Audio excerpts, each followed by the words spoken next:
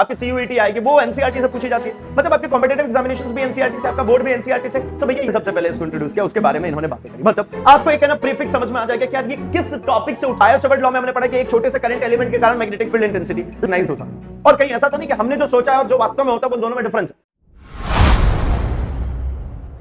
Hello everyone, this is Sandeep Singh, welcome back once again in your favourite channel. आज हम लोग discuss करने वाले एक बड़ी इंटरेस्टिंग सी, बड़ी ही इंपॉर्टेंट सी बात, वो है भाई कि एनसीईआरटी को कैसे पढ़े। अब आप बोलोगे सर ये कौन सी नई बात होगी, अब पढ़ना आप सिखाओगे। अरे भाई ऐसी बात नहीं करता, मैं ये कहना चाह रहा हूं कि बहुत सारे ऐसे स्टूडेंट्स होते हैं जो ये सोचते हैं कि काम करते हैं, हम एक रिफ्रेशर लेकर के आते हैं, हम सिर्फ वो पढ़ लेते हैं, हमारा काम हो जाएगा। या फिर बहुत सारे लोग का ये सोच रहे हैं इतनी मोटी सी रिफ्रेशर क्यों ही पढ़ना, क्यों ना मैं उठाऊं एक पतली सी सीबीएसई की, है ना, जो एनसीईआरटी वाली जो हमारी किताब है उसको, और उसको हम पढ़ लेते हैं, हो जाएगा ना हमारा काम। तो क्या है सही, क्या सिर्फ एनसीईआरटी पढ़ लेंगे तो हो जाएगा, या फिर मुझे रिफ्रेशर भी पढ़ना पड़ेगा, या फिर मैं यूं कहूं कि भाई एनसीईआरटी अगर मुझे पढ़ना ही है तो किस तरीके से पढ़ूं। राइट, तो चलो आज हम इसी की बात करने वाले हैं कि एनसीईआरटी क्या है और किस तरीके से हमें पढ़ना है, क्या उसका सबसे इफेक्टिव तरीका है और कौन सा तरीका है जिसमें ना एनसीईआरटी पढ़ने में मजा आए। अदरवाइज एनसीईआरटी में क्या होती है भाई कि हम एनसीईआरटी की बुक खोलते हैं, कुछ थोड़ा सा पढ़ते हैं, इसके बाद में हमको आने लगती नहीं, इसके बाद में हम उसको बंद करके रख देते हैं, फिर उसके बाद दोबारा से एनसीईआरटी उठाते हैं, फिर से पढ़ने की कोशिश करते हैं, फिर समझ में आता है अरे यार ये तो सिर्फ और सिर्फ एक्सप्रेशन चल रहे हैं, ये क्या चल रहा है, किस तरीके से आ रहा है, कौन सा फॉर्म यूज हो रहा है, कहां से हो रहा है, कुछ नहीं लिख रहे हैं कि भाई कहां से आया, क्यों आया, आखिर है क्या तरीका भाई, मतलब बेस्ट तरीका क्या है, यही जानना है हमें आज।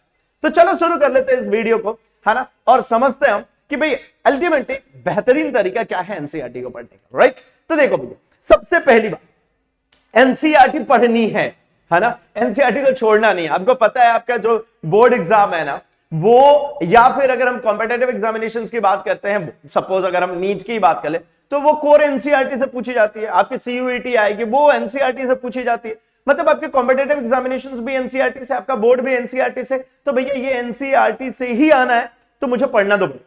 तो करें क्या, तो सबसे पहला काम कि आपको करना होगा एनसीईआरटी को पढ़ने से पहले नोट्स की प्रिपरेशन, मतलब जो हमारे लेक्चर्स चल रहे हैं, जो हम क्लास में पढ़ रहे हैं उसकी बनाओगे आप नोट्स, मतलब क्लास नोट्स। आप बढ़िया क्लास नोट्स पढ़ो, बेहतरीन तरीके से उसको समझो। इसके बाद क्लास नोट्स पढ़ने के बाद में हमने जो क्वेश्चंस की बात करी है, जो आपके लिए हमने क्वेश्चंस, प्रैक्टिस क्वेश्चंस की बात करी, आप वो प्रैक्टिस क्वेश्चंस को निपटाओ। जब आपने चैप्टर को पढ़ लिया, जब आपने उसके क्वेश्चंस को कर लिया, मतलब जिस समय आपको चैप्टर समझ में आना शुरू हो गया, अब उठानी है एनसीईआरटी। तो आप बोलोगे सर जब पढ़ ही लिया तो एनसीईआरटी क्यों? अरे एनसीईआरटी इसलिए आपने ही तो बोला ना कि भैया क्या होती है, जो रिफ्रेशर होती है इतनी मोटी सी बुक होती है, एनसीईआरटी इतनी पतली सी होती है, तो मेरे को समराइज करने के लिए क्या चाहिए, मेरे कंटेंट को मिनिमाइज करने के लिए क्या चाहिए, मुझे मेरे सभी कंटेंट्स में हुकअप चाहिए, पहले वाले से दूसरे का लिंक, दूसरे से तीसरे का, तीसरे से चौथा, कौन बना के देगा भाई? मैं इतना सारा कंटेंट तो नहीं याद रख सकता, तो याद रखने वाला कंटेंट क्या, वो एनसीईआरटी। तो अब बारी आ चुकी है, क्या पढ़ेंगे क्या भाई, एनसीईआरटी। जब आप एनसीईआरटी को पढ़ना शुरू करते हो ना, तब आपको समझ में आता है अब कि एग्जैक्टली जो हमने इतनी सारी थ्योरीज जो पढ़ के रखी थी ना, जो इतनी सारी बातें हमने करके रखी थी, उनको देखो कितना जल्दी समराइज कर, मतलब बहुत सारे एक्सप्रेशन, बहुत सारी बातें करने के बाद भी यहां पर बड़े कम कंटेंट में आकर के, बहुत ही कम कंटेंट में आकर के आपको समझा देते हैं कि भैया वो टॉपिक क्या है, क्यों है और किस तरीके से एप्लीकेबल है। एग्जांपल लेते हैं, हम आते हैं हमारे एनसीईआरटी के ऊपर और शुरू करते हैं कि भैया एनसीईआरटी किस तरीके से, है ना, हम पढ़ सकते हैं। लेट्स सी, मैं आपके लिए ओपन करता हूं एनसीईआरटी। ये हमारा एक चैप्टर है, यू नो वेरी वेल कि ये हमारा जो चैप्टर है, ठीक है जी, ये है मूविंग चार्ज एंड मैग्नेटिज्म। क्या भाई, ये हमारा मूविंग चार्ज एंड मैग्नेटिज्म, ठीक है भैया। तो आ जाओ,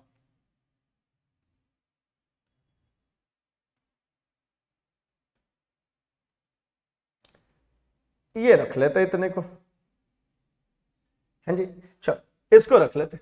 ये मूविंग चार्ज एंड मैग्नेटिज्म में जब कभी भी हम बात करना शुरू करते हैं तो देखो भैया, आ जाओ थोड़ी सी कहानी को समझते हैं।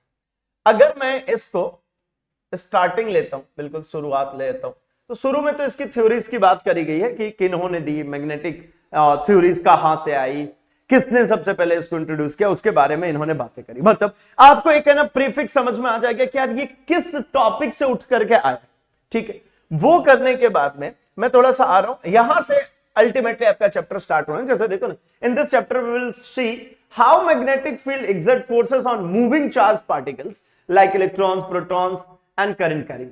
मतलब ऑब्जेक्टिव पहले ही दे दिया इन्होंने, पहले ये समझाया कि होता क्या, फिर इसके बाद उन्होंने समझाया कि भैया इसका ऑब्जेक्टिव क्या, क्या करने क्या वाले। ठीक है, ये जैसे ही खत्म करते हो, यहां से अल्टीमेटली आपका चैप्टर का पहला पार्ट स्टार्ट होता है कि sources of sources and field क्या है भाई, मैग्नेटिक फोर्स। इसके अंदर में देखना अगर ध्यान से, तो यहां पर उन्होंने डिस्कस करना शुरू किया है किसका भाई, कि इलेक्ट्रिक फील्ड, जो कि चैप्टर 1 में पढ़ा था। देखो बहुत साफ सुथरे तरीके से लिखते हैं। देखो, before we introduce the concept of magnetic field, B we shall recapitulate what we have learned in chapter number 1। पहले चैप्टर में आपने क्या पढ़ा था उसको एक बार है ना वापस से रिवाइज करते हैं और जरा समझते हैं। तो वहां पर आपने इलेक्ट्रिक फील्ड के बारे में पढ़ा। इसको कवर अप करने पर देखो इन्होंने पूरी थ्योरी कहां से लिंक करके दिया भैया, बस नहीं मान रहे तो ऐसे मान जाओ भाई। तो इन्होंने कहां से, तो यहां इन्होंने बात करी E इक्वल्स टू, है ना, जो हमने KQ अपॉन में R स्क्वायर पढ़ा था, वहां से पूरी बातें करते हुए लेकर के आए। और इसके बाद में आपको यहां पर मैग्नेटिक फील्ड को इंट्रोड्यूस करा। और जरा देखना, यहीं कहीं पे आगे आपकी magnetic field and Lawrence force, starting देख लो, यहीं कहीं आगे मैग्नेटिक फील्ड एंड लॉरेंस। जबकि जब हमने पढ़ा था तो क्या पढ़ा था हमारी थ्योरीज में भाई, जब हमने हमारे इस चैप्टर को स्टार्ट किया था हमने क्या पढ़ा, हमने पढ़ा हमारे बायो-सेवर्ट लॉ को। हमने पढ़ा बायो-सेवर्ट लॉ के बाद में किसको भाई, तो बायो-सेवर्ट लॉ में हमने पढ़ा कि एक छोटे से करंट एलिमेंट के कारण मैग्नेटिक फील्ड इंटेंसिटी। लेकिन उसके बाद आप यहीं पर नहीं रुके, उसके बाद में आपने कहा कि अच्छा सर तो एक बात सुनो, अगर वो वायर कैसा हो जाए, इनफाइनाइट लेंथ की हो जाए तो क्या होगा, सर्कुलर हो जाएगी तो क्या होगी, फाइनाइट होगी तो क्या होगी, ट्रायंगुलर शेप में कन्वर्ट कर देंगे तो क्या होगी। ये सब कुछ करते करते करते करते आए, तब जाकर के कहीं मतलब मेरे हिसाब से करीब करीब 2 या 3 लेक्चर्स खत्म करने के बाद में हम आए किसके ऊपर बेटा, लॉरेंज फोर्स के ऊपर। कि भाई अगर एक मूविंग चार्ज है किसी इलेक्ट्रिक फील्ड में तो उसके ऊपर क्या एक इलेक्ट्रिक फील्ड भी लगने वाली है और एक मैग्नेटिक फील्ड भी लगने वाली है। तो मूविंग चार्ज के ऊपर ये दोनों फील्ड का जो समेशन होगा, मतलब electric field and magnetic field, उसको हमने लॉरेंज फोर्स का। तो देखो ना ये जर्नी कितनी लंबी थी, 3 से 4 लेक्चर लगे, करीब करीब हमने 40 से 50 क्वेश्चंस प्रैक्टिस किए। लेकिन यहां पर तो ही खत्म। तो ये लिंकअप आपको बनाने के लिए एनसीईआरटी पढ़ने की रिक्वायरमेंट आती है। इस तरीके से अगर आप एनसीईआरटी को पढ़ते हो तो यकीन मानो आपको बहुत ज्यादा याद रखने की जरूरत नहीं होगी, सिर्फ एनसीईआरटी वाला कंटेंट आप याद रखोगे, बाकी सारी चीजें है ना। ऑब्वियसली जब आपको की पॉइंट्स, की हाइलाइटेड मिल रहे हैं तो यहां से अपन कार्यक्रम को समाप्त कर सकते हैं। इसके साथ 2 सबसे इंपॉर्टेंट बात और क्या भाई, तो इसके पीछे के जो क्वेश्चंस है एंड एनसीईआरटी एग्जाम्पलर प्रॉब्लम्स, आप अगर ध्यान से देखोगे तो आपके स्कूल इंटरनल एग्जामिनेशंस हमेशा आपके एनसीईआरटी एग्जाम्पलर प्रॉब्लम्स के आसपास ही घूम रहा होता। इवन जो बोर्ड एग्जाम है वो भी उसी के आसपास होती। तो अगर आप बोर्ड एग्जाम में फोड़ना चाहते हो, अगर आप यहां पर चाहते हो तो भैया एनसीईआरटी एग्जाम्पलर क्वेश्चन को करना शुरू करो, ठीक है। इसके लिए मैं ही खुद आपके लिए फिजिक्स के सारे MCQs, questions and exemplar problems को लेकर के आ रहा हूं यूट्यूब पे। ऑलरेडी मैं बहुत सारे सेशंस ले भी चुका हूं एंड अपकमिंग सेशंस भी आपको मिलने वाले, जिसमें मैं आपको है ना उसके सारे क्वेश्चंस कवर अप करा। वो क्वेश्चंस एक ही क्वेश्चन में मल्टीपल कॉन्सेप्ट्स लग रहे होते, तो बहुत शानदार सा सेशन होता है भाई, है ना। मल्टीपल कॉन्सेप्ट्स आप एक ही क्वेश्चन में जब अप्लाई करते हो तो एग्जैक्टली जो आप सोच रहे हो जैसा होता है वो दोनों बातें सिंक्रोनाइज हो जाती है। और कहीं ऐसा तो नहीं कि हमने जो सोचा है और जो वास्तव में होता है वो दोनों में डिफरेंस है, तो वो भी यहां पर करेक्ट हो। पॉइंट समझ में आ गई। तो इतनी सारी बेनिफिट्स आपको मिल जाते हैं किसके ऊपर बेटा, जब आप एनसीईआरटी को रीड करते हो। तो एनसीईआरटी रीड करने का तरीका समझ में आ गया।